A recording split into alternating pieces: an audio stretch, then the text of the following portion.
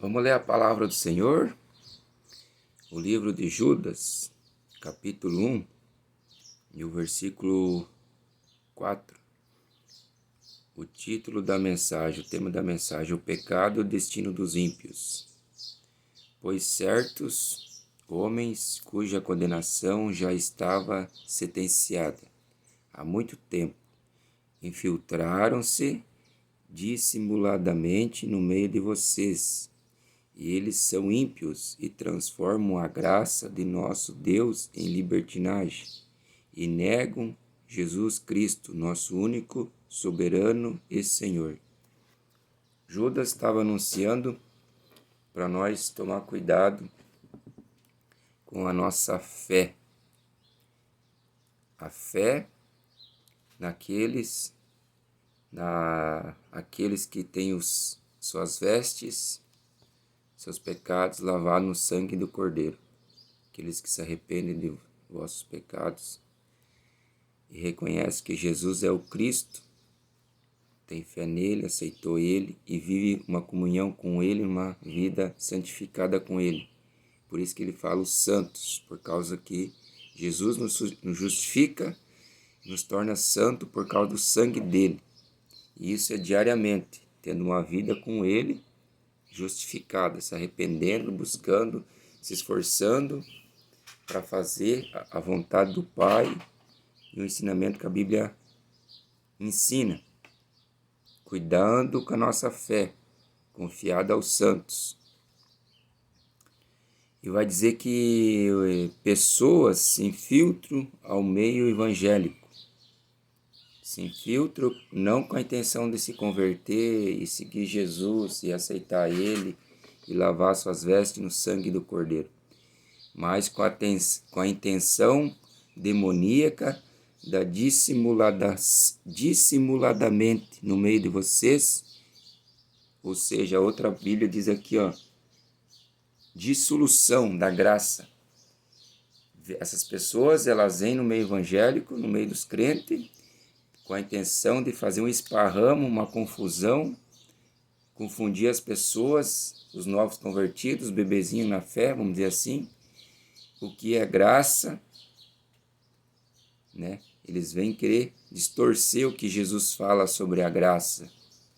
E eles começam a pregar libertinagem. Eles são ímpios. Ímpios, quando a Bíblia fala ímpio, é pessoas que não são convertidas ao Evangelho. Pessoas que, primeiro, que não se converteram, não se arrependeram dos seus pecados e não seguem Jesus. Ímpio. Ímpio, sozinho. Está sozinho, ímpio. Vamos dizer assim, como ímpar, vamos dizer assim. Par, quem está com Jesus, vamos dizer assim, entendeu? Eu, Jesus. Ímpio, sozinho. Ímpar. E essas pessoas, elas começam a anunciar libertinagem.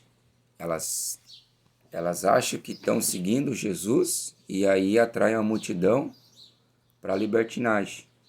E o Evangelho de Jesus Cristo, ele sempre vai pregar que Jesus é o Cristo, que ele é o Filho de Deus, que somente através dele que há salvação, somente através do arrependimento e a fé em Jesus que há salvação. E a Bíblia é o manual para herdar o céu.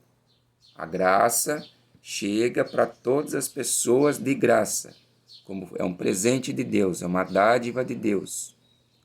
Porém, ela traz um modo de ser vivido, de ser falado, de ser pensado, de ser agido, de comportamento. É um contexto para todas as pessoas, num contexto geral. E aí as pessoas, ela vai nos confrontar como nós estamos vivendo. Ela vai nos lapidar. Então o cristão não se vive de qualquer jeito, não fala qualquer coisa, não pensa qualquer coisa, não age de qualquer forma. Ele tem uma conduta de um pequenino Cristo. E aí vem as pessoas anunciando a libertinagem. Tudo pode beber a cerveja, pode ouvir a música do mundo, pode um dia ir na igreja ouvir a palavra de Deus, outro dia vai no bailão, na balada, pode sentar com pessoas que ficam falando coisas que não agradam o Senhor Jesus, e tá tudo bem. Pode ouvir rádio aí que anuncia a música do mundo. Isso é libertinagem, né? Isso que ele está falando aqui, que nego a Jesus Cristo. Eu estava pensando, como negar Jesus Cristo? Aí vamos colocar um exemplo aqui. Existe a lei, né? A lei judicial. Ela tem uma conduta como a pessoa se deve viver aqui nessa terra, o cidadão. E aqueles que hoje estão presos, por exemplo, eles negaram essa lei e tem a consequência, né? Estão lá presos, infelizmente, né? Seguiram esse caminho. É a mesma coisa aqui. A graça é a lei de Deus, vamos dizer assim. A graça ela vai trazer o manual de como ser vivido. Então não se vive de qualquer jeito, entendeu? Por isso que existe muitos maus testemunhos no meio dos crentes. Por quê? Porque tem as pessoas que têm uma rotulagem de crente, de cristão, mas não são convertidos. Porque a Bíblia está falando aqui, infiltração. Existem os falsos profetas, os falsos mestres, entendeu? Mas existem os verdadeiros filhos de Deus, seguindo, se esforçando. Existe a pessoa também que ela tá se esforçando para não tropeçar, para não dar mau testemunho. E ela está constantemente se arrependendo, entendeu? O evangelho, aqueles que seguem Jesus, constantemente arrependimento. Isso é o evangelho. Mas existem aqueles que não querem nada com nada e se intitulam cristãos, se intitulam seguidor de Cristo. E aqui vai dizer que são ímpios, que não se converteram. E aí é onde que anuncia o evangelho. Tudo pode, entendeu? Tudo pode. Confunde graça com libertinagem, entendeu? Libertinagem vai massagear o ego do ser humano. Eu mereço, eu quero, eu posso. E aí a gente olha a oração do Pai Nosso. Jesus falou, seja feita a tua vontade. E aí o negócio começa a apertar. Jesus falou, aquele que quiser me seguir, negue-se a si mesmo. O que é negue-se? A nossa vontade.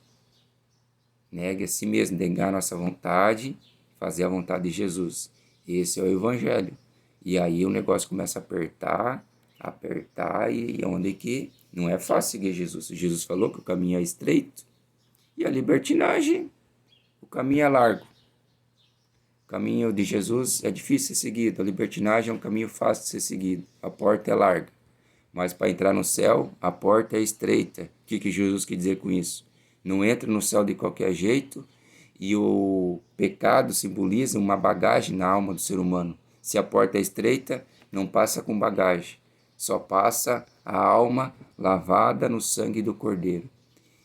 E o Judas vai falar assim que nós já conhecemos que tem isso no nosso meio. Então não se escandalizemos, e sim miramos nossos olhos para Jesus. Quantas pessoas que acabaram deixando de seguir Jesus por causa que focaram nas pessoas que estão na libertinagem. E aí, como vai identificar isso? A gente identifica a libertinagem pelos frutos da pessoa. É como ela vive, como ela age, né? Então, devemos mirar nossos olhos para Cristo, porque no meio de nós há os ímpios que não querem se converter e querem fazer uma bagunça no meio do povo de Deus, anunciando que tudo pode, eu mereço, e Jesus não ensina isso não. Jesus não merece não. A graça traz a salvação de graça, e ela traz como o homem se deve viver aqui nessa terra.